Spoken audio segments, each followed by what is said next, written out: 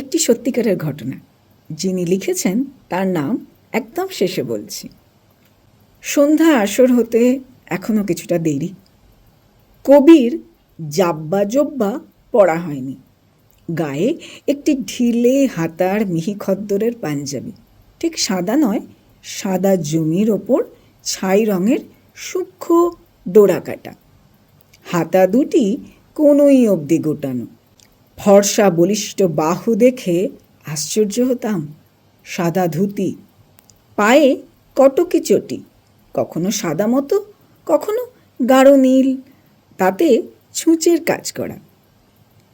আমাকে দেখেই সারা দিনের কাজকর্মের কথা জিজ্ঞেস করতেন, নানা রকমের রসের গল্প বলতেন। আমার সঙ্গে থাকতো আমার বাল্যবন্ধু পূর্ণিমা ঠাকুর, দীপু ঠাকুরের নাতনি, সেও পড়াতো ওখানে। একদিন জিজ্ঞাসা করলেন, আজ ইংরেজি ক্লাসে কি করালে? বললাম, গরুর বিষয়ে রচনা লেখালাম। বললেন, তারা কি লিখল? বললাম, একজন লিখল, the cow is a domesticated vegetarian. শুনেই উনি খাড়া হয়ে বসে বললেন, হ্যাঁ বলো কি, ওটা যে আমার বর্ণনা, আমিও তো ডোমেস্টিকেটেড ভেজিটেরিয়ান। এইরকম আমুদে মানুষ ছিলেন। সে সময় উনি নিরামিষ খেতেন, খুব ফল খেতেন। ভোরে উঠতেন, উঠেই ছবি আঁকার সরঞ্জাম নিয়ে বসতেন।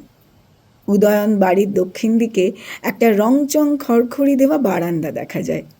আজকাল সেটি অষ্টপ্রহর বন্ধ থাকে, তখন ওদিক দিয়ে যাওয়া আসা করা যেত। পথ দিয়ে যেতে যেদিন গলা খাঁকারির শব্দ শুনতাম, সেদিন সাহস করে ঢুকে পড়তাম। আর যেদিন দেখতাম সব নিস্তব্ধ নিঝুম, সেদিন বুঝতাম কবি সৃষ্টির কাজে মগ্ন আছেন। সেদিন আর ভেতরে যাবার চেষ্টা করতাম না। কার বিষয় লেখা সেটা বোঝা যাচ্ছে নিশ্চয়ই। অবশ্যই রবীন্দ্রনাথ ঠাকুর। আর যিনি লিখেছেন, লীলা মজুমদার।